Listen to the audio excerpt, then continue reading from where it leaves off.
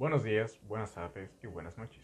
En el programa de hoy hablaremos sobre los diferentes pensamientos políticos, culturales, sociales, religiosos y económicos de los diferentes filósofos a través de las épocas. Quiero aclarar que los pensamientos que se van a mencionar no están ordenados de manera cronológica. Sin nada más que mencionar, continuemos.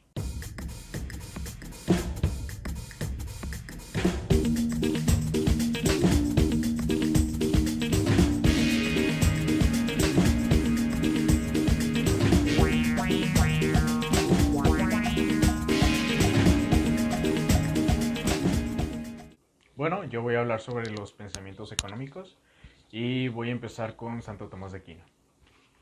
Santo Tomás de Aquino no defendió solo con argumentos bíblicos la posesión privada de bienes.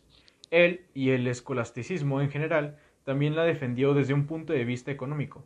Los bienes propios se usan mejor que aquellos que se tienen en propiedad privada. O eso es lo que ellos decían. John Locke formuló una teoría de la demanda de dinero y de su velocidad de circulación.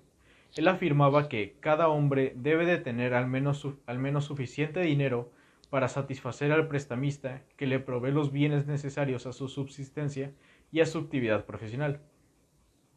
Y por último, David Hume evaluó la balanza comercial, la cantidad de dinero y el nivel general de precios dentro de su estudio llamado flujo especie-precio. Él decía que doblar la cantidad de dinero no modifica a largo plazo ni la actividad ni la velocidad de circulación, sino que únicamente dobla el nivel general de precios.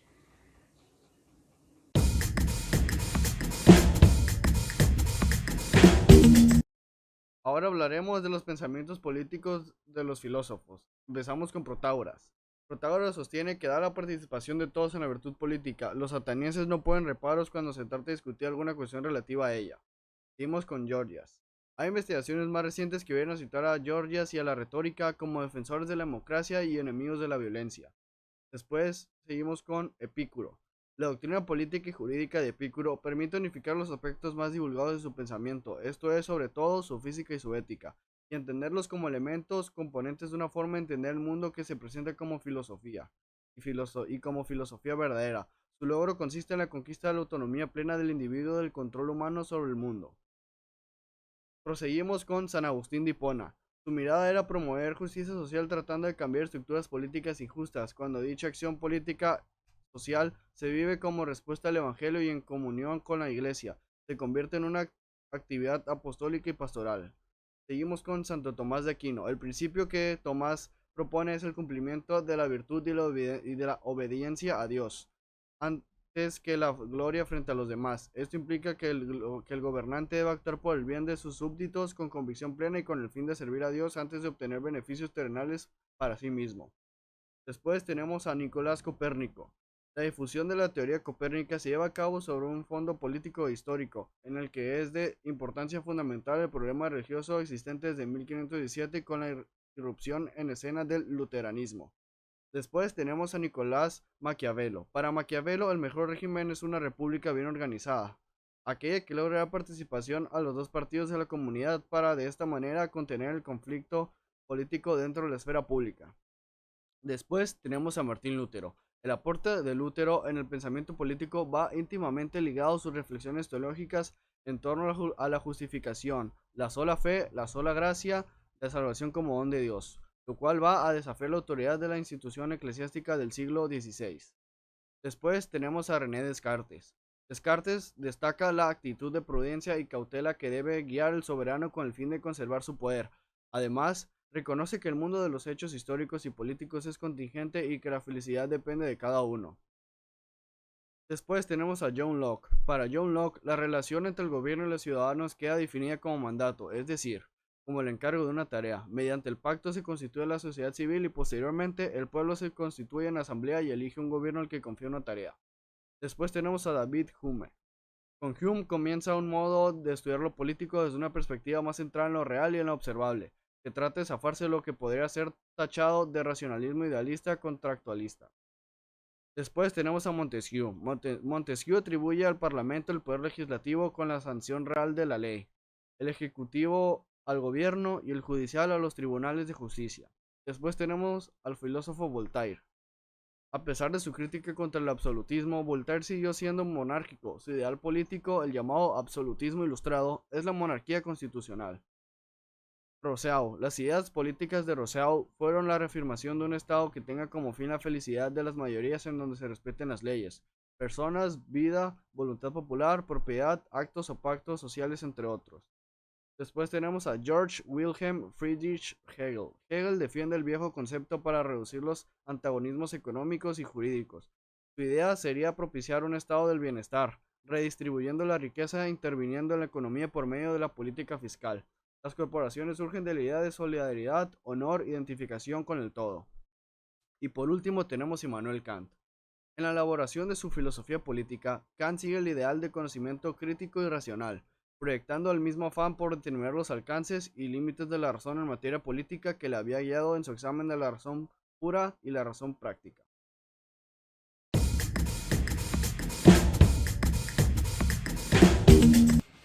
Hola, sean bienvenidos a la sección social, donde abarcaremos a los sofistas, helenistas, medievales, renacentistas y modernos. Primeramente tenemos a los sofistas. Los sofistas oscilan entre el materialismo y el idealismo, pero en general su filosofía se distingue por su subjetivismo y la negación de la verdad objetiva. Protágoras enseñaba que el hombre es la medida de todas las cosas.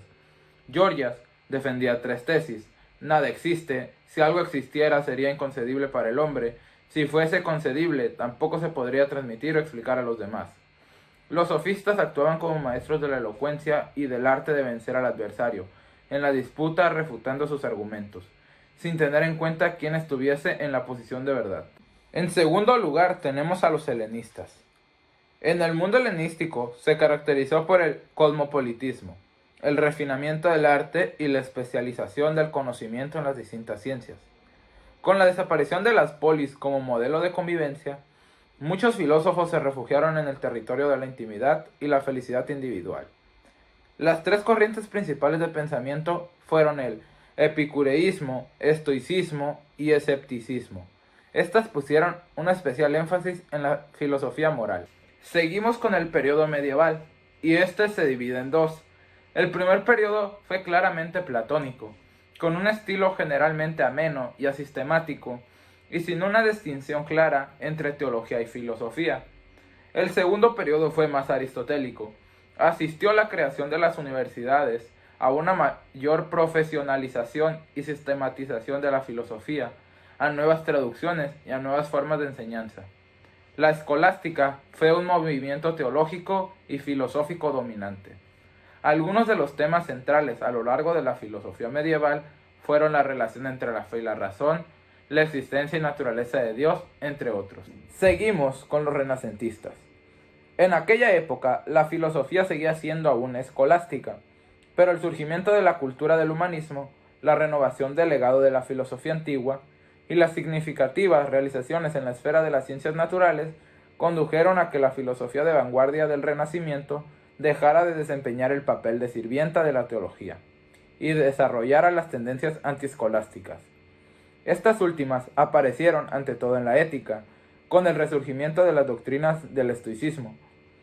El mayor papel en la filosofía de la época lo jugaron las concepciones filosóficas naturales, que atestiguaban la bancarrota del cuadro escolástico del mundo y de los métodos escolásticos de asimilación de la naturaleza. Por último, tenemos a los modernos.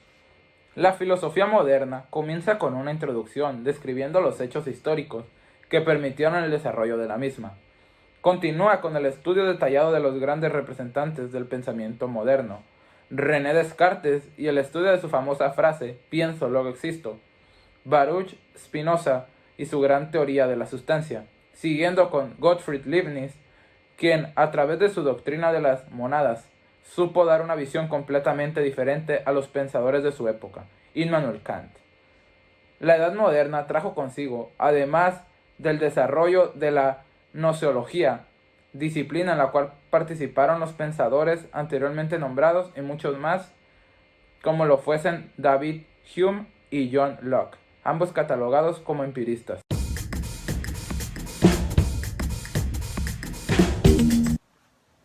Ok, Voy a hablar sobre la sección de la cultura de los filósofos. Voy a empezar con los sofistas. Los sofistas, como Protágoras, defendía el relativismo y el convencionalismo de las normas, costumbres y creencias del hombre. Diógenes decía y defendía el arte y el discurso en oratoria.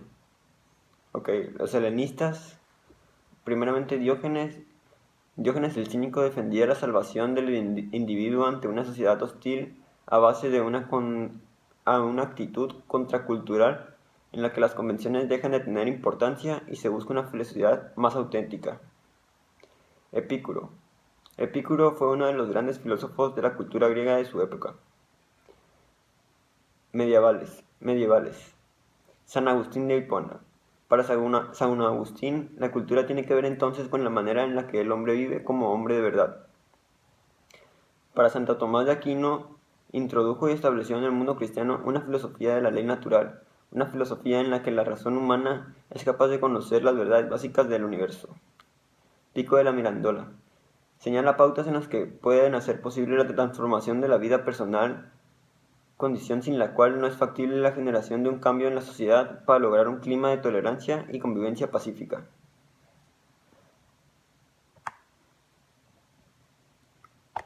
Giordano Bruno.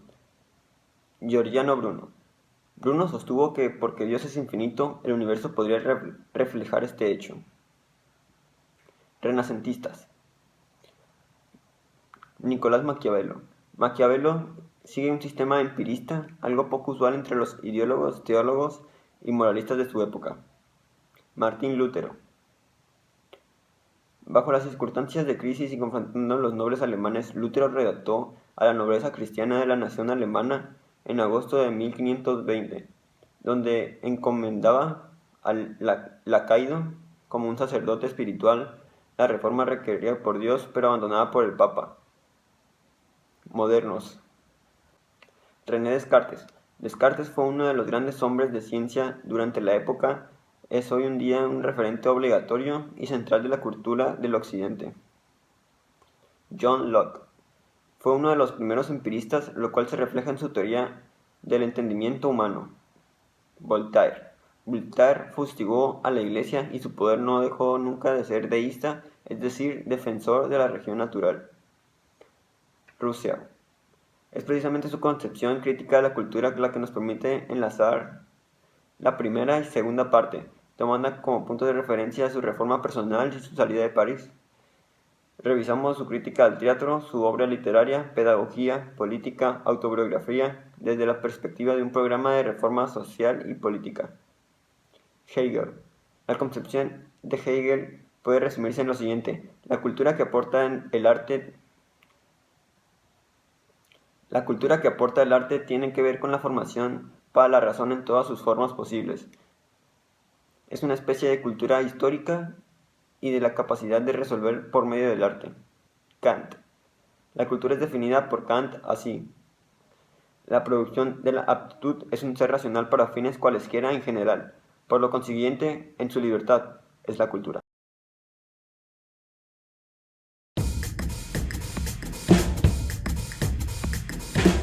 En el ámbito de la religión podemos encontrar a Protágoras, que tanto él como otros sofistas pertenecían a la religión de agnosticismo, lo cual creían que podían encontrar filosofía en la religión. En los helenistas podemos encontrar a Epicuro, creía en el deísmo y sobre todo creía en una deidad suprema. En los medievales podemos encontrar que Santo Tomás de Aquino pertenecía a una orden católica de predicadores y era una de las mayores figuras de la teología sistemática. En los renacentistas podemos encontrar a Nicolás Copérnico, el cual tenía una religión católica, una de las más grandes de todos los tiempos.